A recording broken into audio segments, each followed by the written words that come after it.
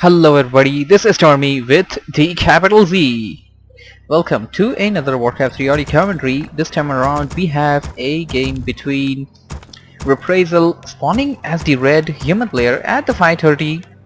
He is going to be playing up against the one, the only Lucifer, undead, old school undead pro.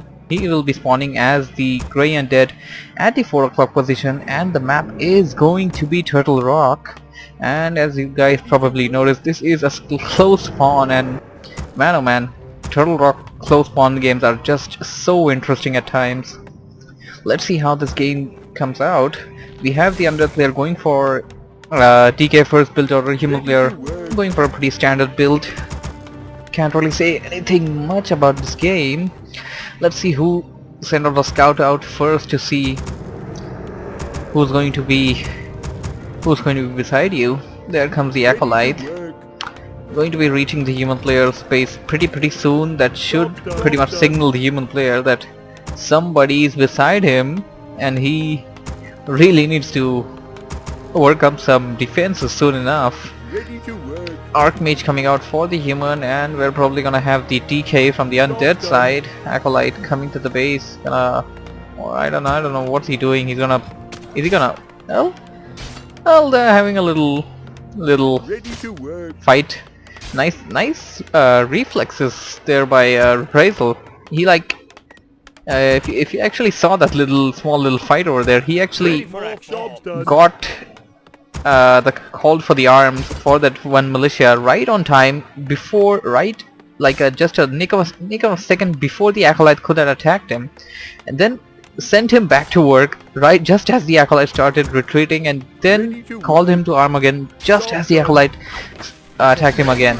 So the acolyte will manage to escape, and the archmage is not going to be able to get any kind of experience from that, as it went to the creeps and died. Here comes the DK, Lord Dark Hallow. Let's see what Lord Dark Hallow will be able to do.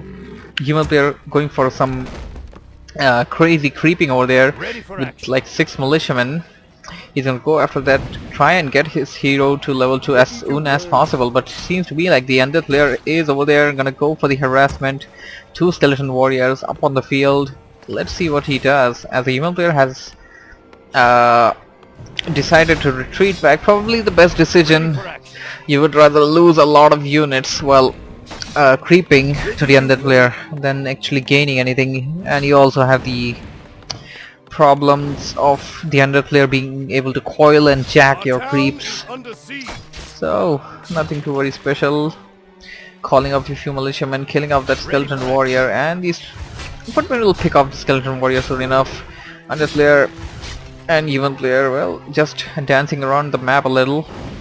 Undead player just gonna move around, go towards the upper edge, and probably just gonna try and stay nearby the human player, but not close enough to actually attack. He gotta keep the human player busy. Gonna get over there, get those corpses. He was lucky those corpses actually didn't decay and die out. Anyways, so we got the undead player following the human player, as the human player was following that undead fiend over there. Human player tried to go for a surround, but the DK managed to escape. Now is the time that the human player needs to be really careful. I mean, those fiends can do some devastating amount of damage, and I don't know if he has defend yet. Is he researching it? He is not. Does he not have enough resources for that? He does have enough resources, but seems to me like he's not going to go for the upgrade at all. I don't know if he has that upgrade yet or not.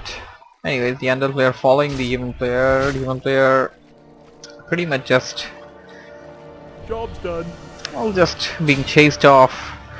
Nothing much that he actually can do. He just needs to run around, buy some time until he gets to tier 2 and until he gets that MK out. So he's gonna divide the army a little.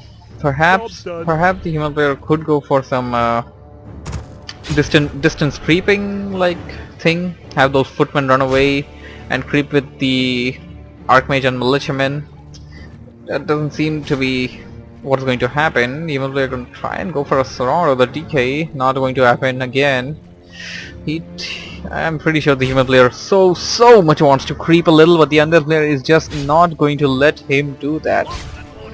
Okay, I hear a rifleman coming out. It seems to me like the human player is going a rifle caster in this particular game.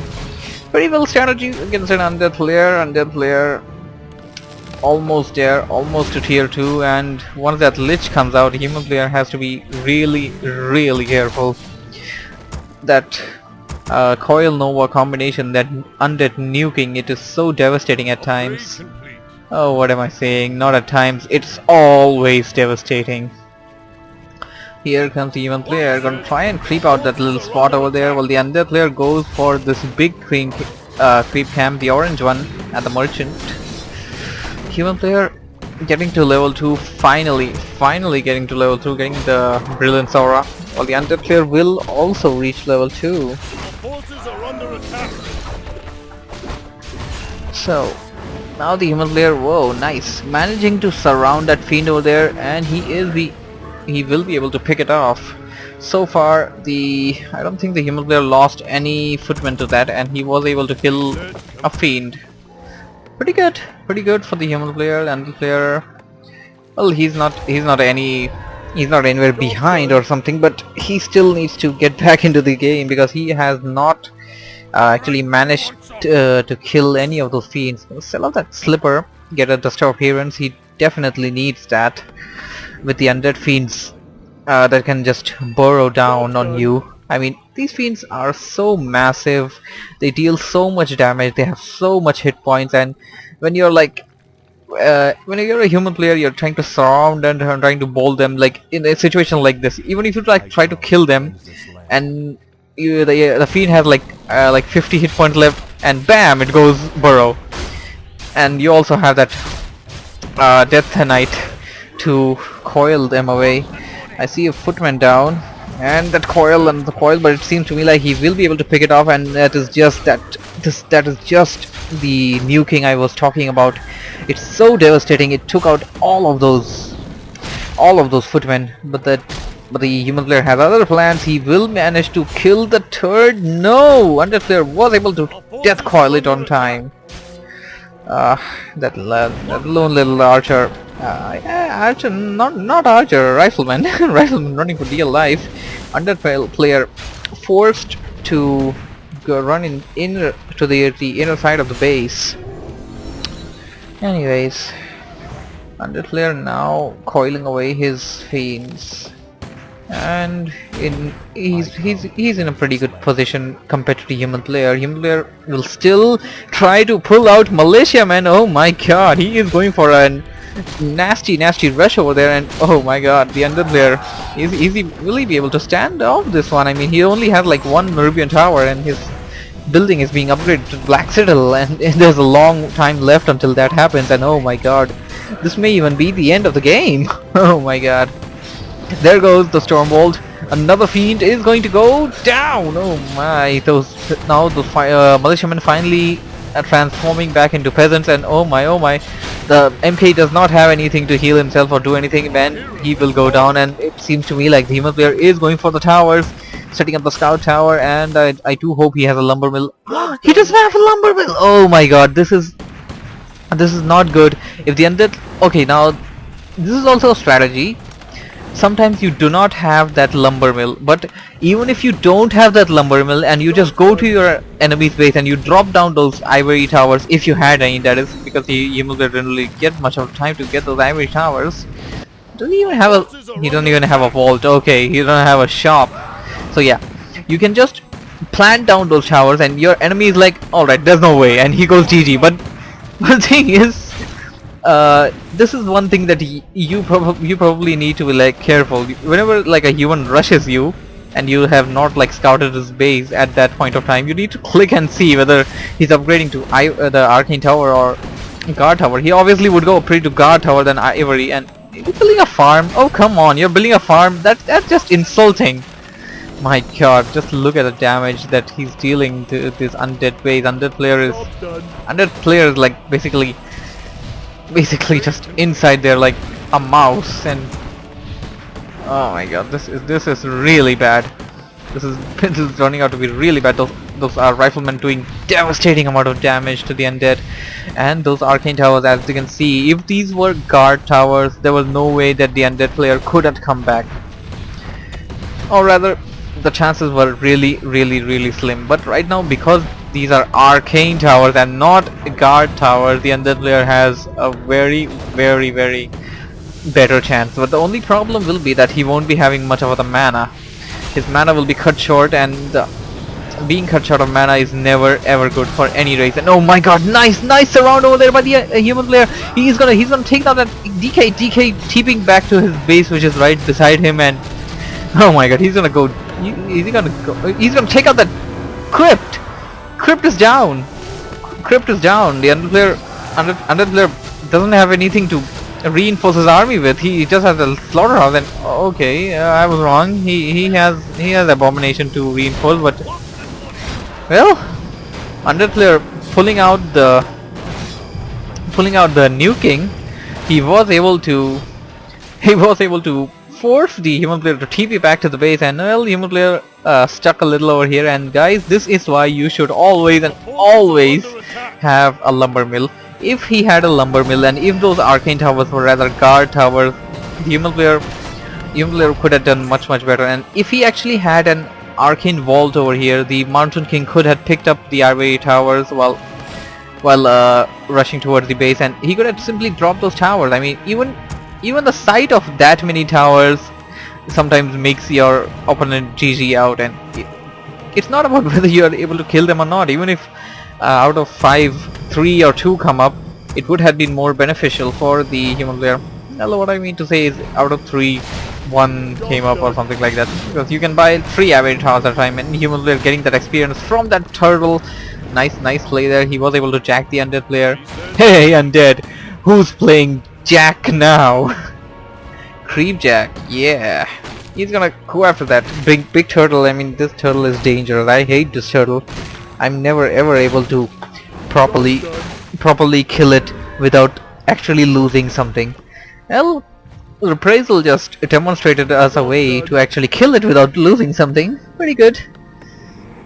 So, human player and dead player both doing pretty well right now. Why are you not building up a shop? You're a human player, you need a shop. I mean, I know you got like bajillion number of those priests, okay, but you need a shop, man. You definitely need a shop. Game lagging a little, I don't know really why. And oh my god, human player got the ender player right where he needs, and he also has that nice little wand of mana stealing. That thing really works out well, and you can just see just how much mana he stole within a second over there from the undead player. And oh my god, Mountain King nuked down by the undead. Oh my god, now the human player needs to be a little careful, but it's even after that nuke, the human player still seems to be in the better position, and as he managed to steal away all the mana from the DK, I think he's not training back. He is. I was about to say that he may plan to train the MK back from the tower, and he may still want to do so. I mean, MK out from the tower, and you go for a fast bolt.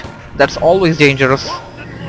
It doesn't seem like he's gonna do that. He's gonna revive him the old-fashioned way, and he's gonna go after that slowed fiend. Oh my god, human player.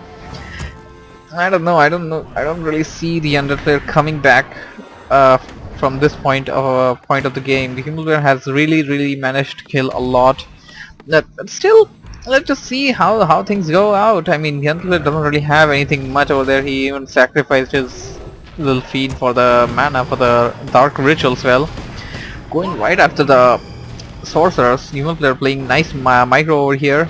Destroyer trying to go after that elemental. Gonna devour magic. Yes, I guess. Did he? I don't know. I didn't catch up, but yeah. Right now the human player is in a much better position, and I don't see the undead player coming out. This pretty much will come out to GG. Let's see, as Lord Dark Hello tries to TP himself beside his base, while being beside his base again, and there was a storm bolt goes down. Nuke for you, undead. And the Mountain King's getting to lower hit point, but he's gonna survive probably. And this is pretty much the end of this game.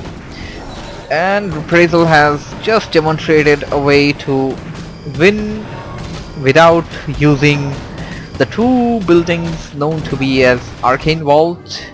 Okay, I was wrong. He has an Arcane Vault. I don't know when the hell did he build it, but he built it.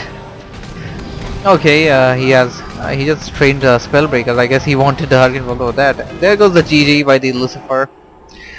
Well, that was a pretty good game. Had some nice back and forth moments. Hope you guys enjoyed it. Thank you for watching, and hope to see you guys again. So, Z out. Bye bye.